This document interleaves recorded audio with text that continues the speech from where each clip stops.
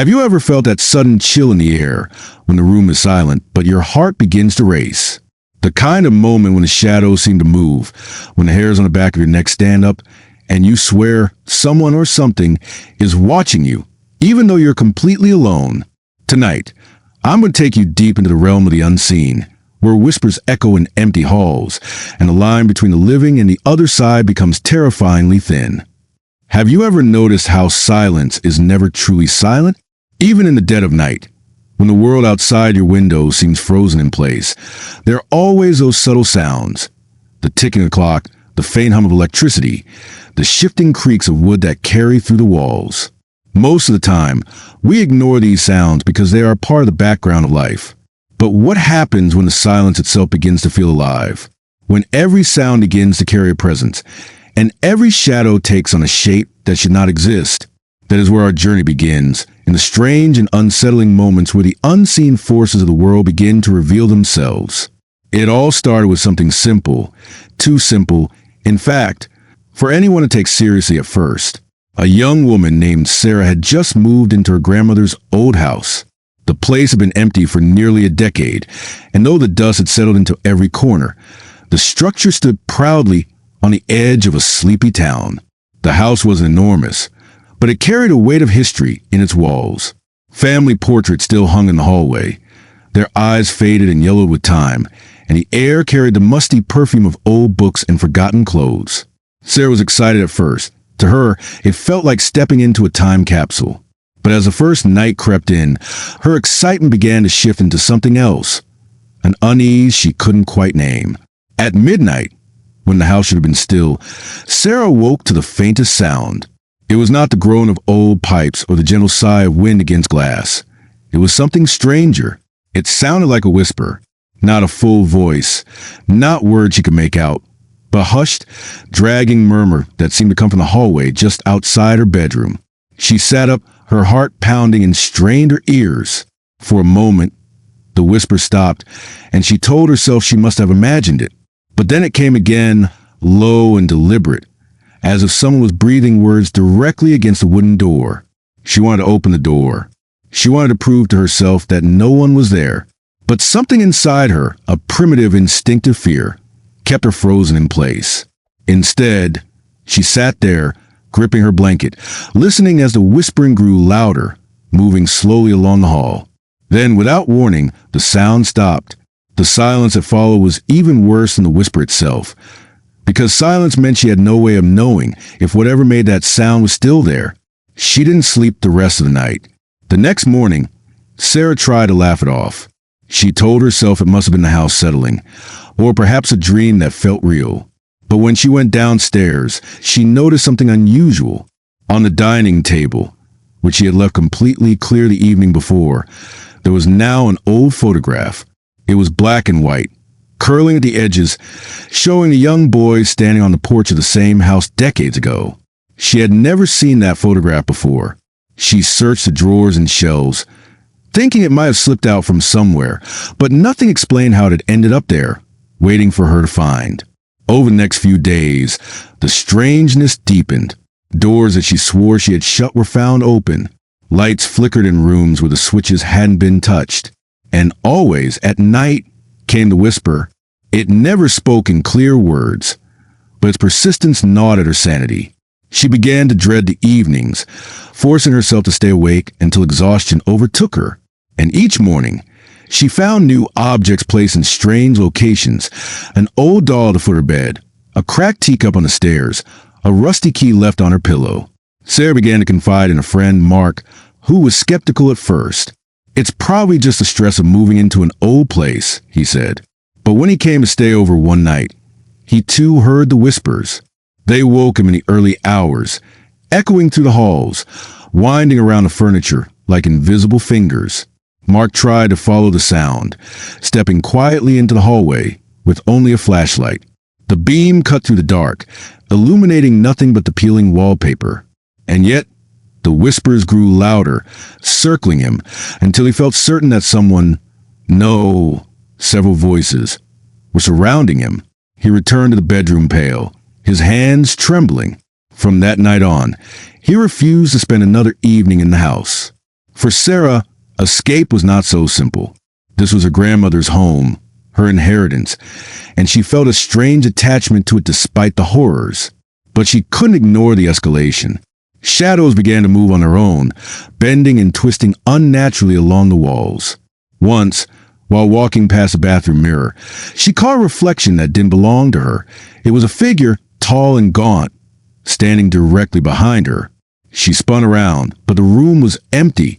The reflection lingered a moment longer in the glass before fading into nothing. The whispers, too, began to change. They no longer sounded vague but carried fragments of words. Her name, Sarah, spoken slowly, drawn out like a hiss. She would hear it while washing dishes, while folding clothes, while lying in bed. Always close, always intimate, as though the unseen force was no longer hiding, but drawing closer to her, claiming her attention in every waking moment. And then came the night she truly understood she was not alone. She awoke to the sound of footsteps, not whispers this time, but heavy, deliberate footsteps pacing the hallway. Her heart hammered as she clutched her blanket, listening to the sound draw nearer to her door. The handle rattled. For several seconds, it twisted back and forth, as though someone was trying to enter. Sarah bolted upright, screaming, "Stop!" And just like that, everything went still. No footsteps, no rattling. Silence. But when she looked at the door, she saw it, for long, deep scratches carved into wood, as though clawed by something desperate to get inside.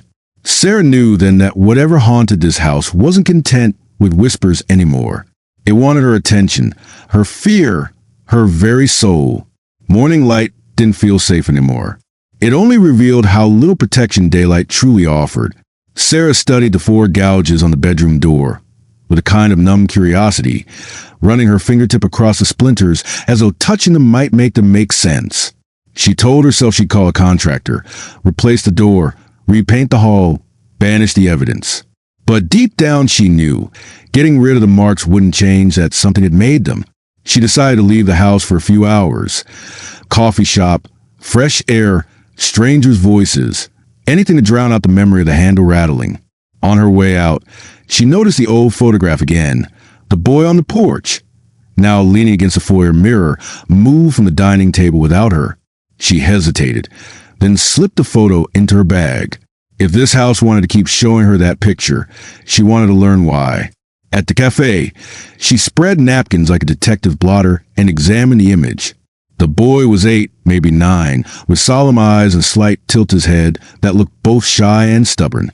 Behind him, the porch railing, hers now, bore a carved pattern she recognized under the current layers of paint. On the back, someone had scrawled a name in fading blue ink. Thomas. No last name, no date, only a faint brown water ring that looked almost like a thumbprint. She searched her grandmother's old address online, digging through digitized county records. Her heart accelerated when a name appeared in a 1947 census entry linked to the property. Thomas Bell, age 9. Beneath the line, written in neat clerk script, was a strike-through and the word deceased added in red pencil in 1949. The world around her, the hiss of the espresso machine, the murmur of conversation, receded. She dug further. An archived newspaper digitization. A 2-paragraph report about a boy who'd gone missing near the river and was presumed drowned. No body found. A short, practical tragedy. On the walk home, the sky had a glossy, brittle brightness, as if it could crack if she looked at it too hard. She told herself to be rational. Old house. Tragic history. Suggestible mind. And yet, when she crossed the threshold, the interior felt heavier than when she'd left, as though the walls had inhaled and were now holding their breath. She called out, "I know your name," feeling foolish but compelled. The silence shifted like fabric tugged in the dark. "Thomas," she said, and a faint draft slid down the hall toward her, an exhale from nowhere. She began a ritual of small protections. Rock salt along thresholds. A bowl of water on the windowsill, to reflect what shouldn't enter.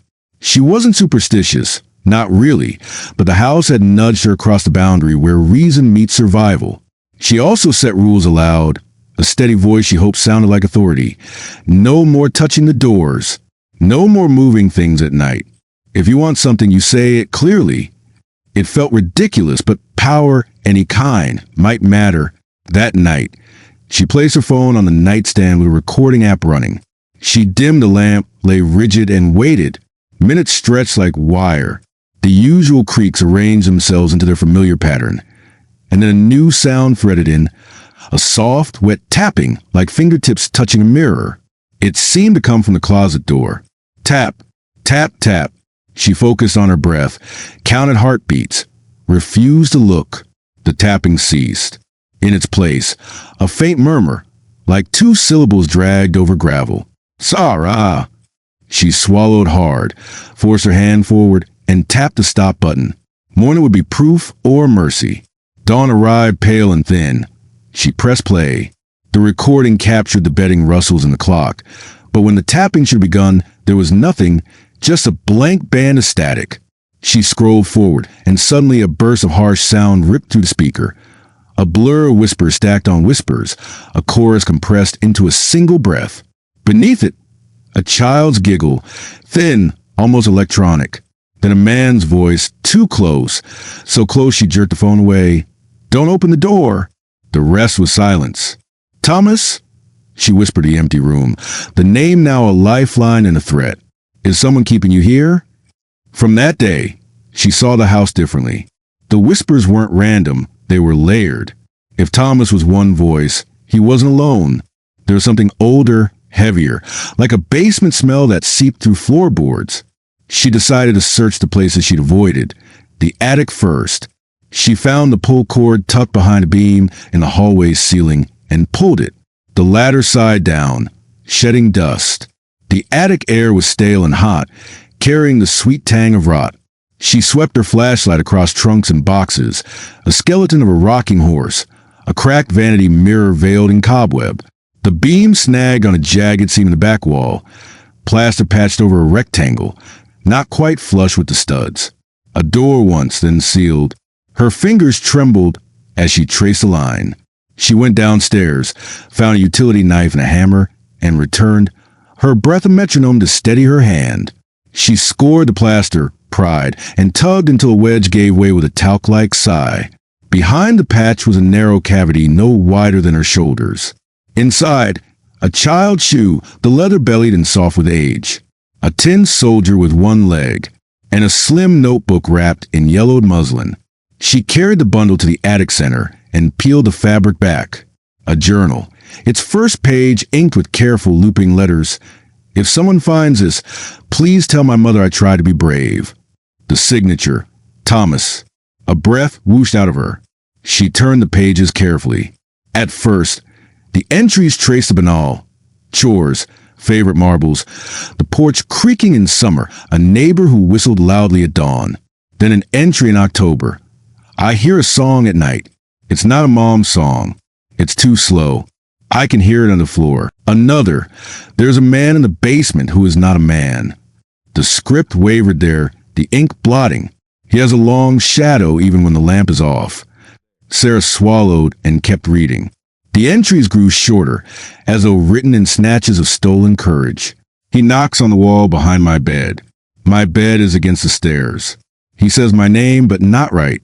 He stands where the light never goes. The final pages were smudged. The second to last had a crooked drawing. The staircase from the back hall, leading down, the corners blacked. The last entry was just 3 words, pressed into the paper so hard the letters tore. Don't go down. A trapdoor cold open in her chest. She could feel the house watching. Not just listening now. Watching. A gaze spread across surfaces. She wrapped the journal, tucked it under her arm, and climbed down, each rung noisy in the afternoon hush. In the kitchen, she placed the journal on the table and stared at the basement door, the one she kept wedged shut with a rubber stopper, as if that could keep history where it belonged. Her phone buzzed. Mark. She answered with a whisper she couldn't explain. He listened to her rush, to the journal, the voice on the recording, the sealed attic cavity. You have to leave, he said. Call someone. A priest. I don't know, a specialist. She almost laughed and almost cried. It's my house, she said. And I think it's us too. They argued a little, fear against stubbornness, until she promised, not quite sincerely, that she'd sleep elsewhere that night. As soon as the call ended, the house seemed to approve of her lie, because the electricity flickered as though nodding. She stared at the basement door again. The rubber stopper had inched forward. She hadn't touched it. She backed away and set up in the living room. Lamp bright, TV on a static nature documentary, journal at her elbow. She opened the drawing of the stairs and traced the edge with a fingertip. "Thomas," she said softly, "I hear you. I'll try to help." The lamplight dimmed and steadied, like a pulse. Around 9, a melody threaded up from below. It wasn't a tune she recognized. No lyrics, just a slow, looping line on some imagined instrument, notes that sag at the end like tired breaths. The television's volume lowered on its own, as if the room leaned to listen. The hair on her arms prickled. She stood, heart banging against bone, and the music grew more insistent, guiding or goading. She took one step toward the hall, then another, compelled by something between invitation and threat. The house seemed to tilt her gently forward. At the basement door, she found her hand on the knob without remembering to reach. Cold seeped through the brass into her palm. She turned it. The latch clicked with a small, shameful relief. The door opened on darkness, so complete it ate the hall light. The music was clearer now, and beneath it, a whisper at the frequency of shiver, came one sentence, not from a child but something older, frayed at the edges. "You wanted words." She lifted her phone's flashlight. The beam spilled down the first few steps, the wood worn polished by a century of feet. Dust motes drifted like slow sparks. "Thomas," she called softly. The melody paused, replaced by a breath that wasn't hers, a wet inhale from the bottom of the stairs. She glanced back toward the living room, a final tether to the ordinary world. The TV flickered. The lamp dimmed again. In the doorway's thin border between light and dark, she made a choice she would later replay 1,000 times. She put her foot on the first step. Wood groaned. From below, something tapped the banister 3 times instead welcome. She took the second step. The third. The phone's light trembled. From the black at the bottom, a small, high voice rose, thin with fear and hope, and said her name the way a child would when he finally sees help coming. "Sarah." Relief surged through her, so suddenly her knees weakened. "I'm here," she said, and the moment she spoke, the other voice returned. The ruined one, too close, somehow behind her now, and finished the sentence gently, almost kindly, as a hand she could not see settle against her back. "Yes, you are." The moment Sarah placed her foot on that third step, reality seemed to rearrange itself. The air thickened, as if water had filled the stairwell. Every breath a struggle. She tried to tell herself this was just fear, the body's natural response to the dark. But fear had never before carried a voice, whispering her name in perfect mimicry of a child's plea. The beam of her phone shook as she scanned the staircase. The dust stirred, though no draft passed her skin. On the fourth step, the wood let out a shrill groan, not of strain but of protest, almost alive.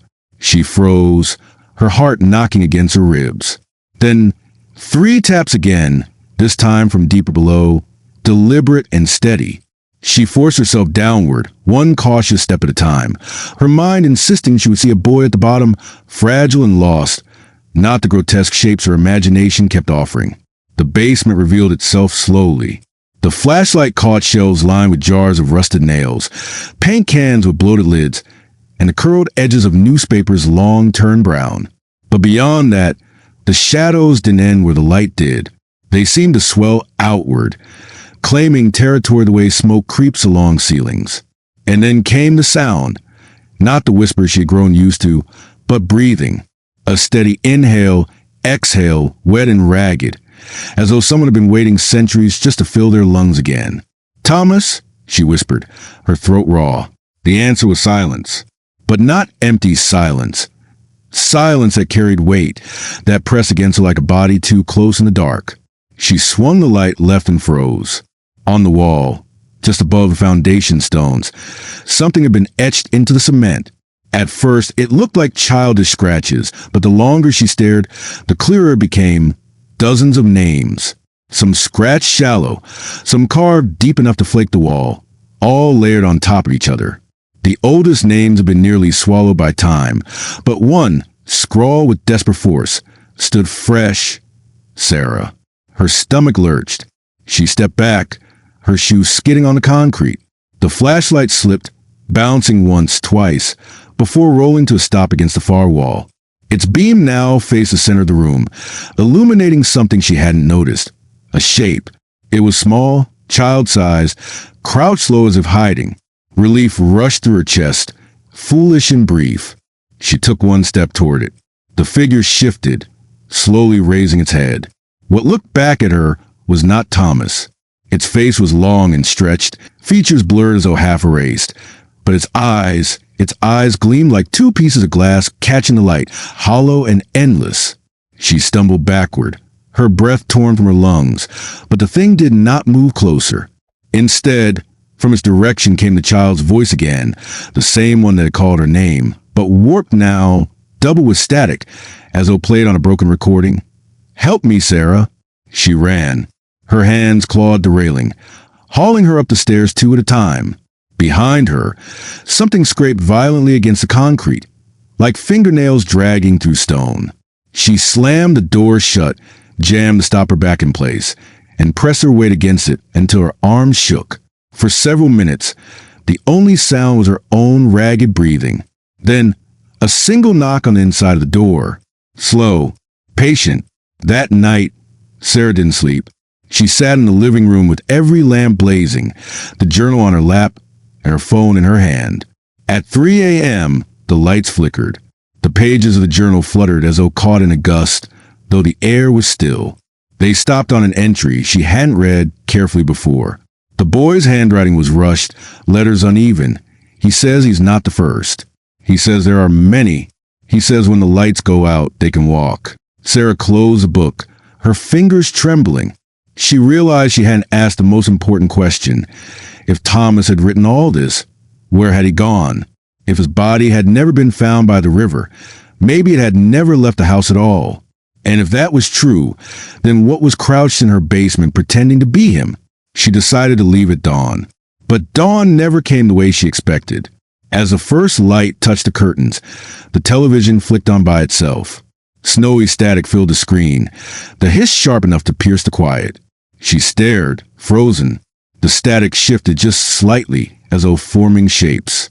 Her own reflection appeared faintly, but behind her, another face emerged, long, pale, its mouth stretching wider than any human mouth should. She spun around. Nothing was there. When she turned back, the screen had changed. A boy stood in the static now, flickering, reaching out his hand. His mouth moved, forming words she couldn't hear. Then the volume burst into sharp clarity, his voice cutting through. "Don't let him out." The screen went black. Sarah stood trembling in the center of her grandmother's house, her mind split between fleeing and fighting. She had uncovered enough to know two truths. Something had trapped Thomas, and something else had taken his place. And whatever lived in the dark corners of the house, it was waiting for her to make a mistake. The house had gone too quiet. Not the kind of quiet that brought peace, but the kind that makes the skin itch, as if silence itself is teeth. Sarah stood in the middle of the living room, her knuckles white around the journal, her eyes fixed on the black screen of the television. The boy's warning still rang in her ears. Don't let him out. Her mind raced. What did it mean? Was the thing in the basement trapped? Was the house itself a cage? And if she had opened the door, even for a moment, had she already loosened the lock? The thought drove her to the hallway again. She stared at the basement door. It was plain and unremarkable, but she could feel the weight behind it, like a storm pressing against thin glass. She pressed her hand to the surface. The wood pulsed beneath her palm, once, like a heartbeat. She yanked her hand away. The journal lay open on the coffee table, pages fluttering in a breeze that didn't exist. They stopped on one final page she hadn't read before, tucked into the back like a secret. The writing was faint, hurried, but the words were clear enough. He wears the voices of children. He wears the faces of family. He waits for doors to open. Beneath it, in shaky, smeared ink, was a single plea. Don't answer, he calls. Her stomach sank. The realization crashed over her. Every whisper she had heard, every sound of her name in the night, every fragile giggle. It hadn't been Thomas at all. It had been him. The air grew colder. Frost began to crawl across the windows. Delicate white veins that spread faster than her breath could fog them. A smell seeped from the floorboards, sweet and rotten at once, like spoiled fruit left in the sun. The lights dimmed, and then, from the basement, the voice came again. Sarah, it was perfect this time. No static, no distortion. The voice of a child, tender, afraid. Thomas's voice. She squeezed her eyes shut, tears forming, because she wanted so badly to answer, to say, I hear you, I'll help you. But the journal's warning burned in her mind. Don't answer if he calls. The knob rattled. Slow, deliberate, patient. Sarah, please. She backed away, her hands trembling, until her calves hit the couch. The journal slid from the table, landing open-faced on a rug, the words staring up at her like a verdict. She had to decide, run or fight. Her phone buzzed again, Mark. She answered with shaking hands, whispering so quietly she wasn't sure he'd hear. It's not Thomas. It's something else. It wants out. Mark's voice was urgent. Then leave. Don't try to stop it. Don't talk to it. Just leave the house and never go back. But she looked around, the photographs still on the walls, the heirlooms her grandmother had left, the pieces of her family's history scattered in every corner. This wasn't just a house. It was her bloodline, her inheritance. If she left, who would be next to stumble into its trap? No, she said softly. I can't just run. She hung up before he could argue, then knelt to pick up the journal. If Thomas had left us behind, it was because he wanted someone to finish what he couldn't. She flipped through the pages again, searching for something, anything, that could help. One line caught her eye, nearly illegible in faded ink. He hates light. He hates names. Light, names. Two fragile weapons against something unspeakable. Her gaze fell on the old box of candles in the corner, relics from her grandmother's Sunday rituals. She grabbed them, set them in a circle around the living room, and lit each one. The flames wavered, small but defiant, filling the room with a fragile glow. She held the photograph of Thomas in one hand, the journal in the other, and spoke aloud, her voice cracking but steady. Thomas Bell, I see you. I know your name. You are not forgotten. The air trembled. For the first time, she didn't hear whispers. She heard a sob. Small, human, a boy's voice, not distorted now, not stolen. Thank you. But almost instantly, the house roared in anger. The basement door slammed open with such force the stopper shattered against the wall. Darkness poured upward, thick and writhing, like smoke with claws. The candles guttered. The shadow surged into the hall, tall and twisted, its face stretching into shapes too wrong for the human eye. It screamed, not with sound, but with every voice it had stolen, layered into a chorus of agony. And then it lunged. Sarah lifted the photograph like a shield, shouting the name again. Thomas Bell. The shadow recoiled, shrieking, its body collapsing inward as though the name itself burned. She shouted it again, louder, her voice raw. Thomas Bell.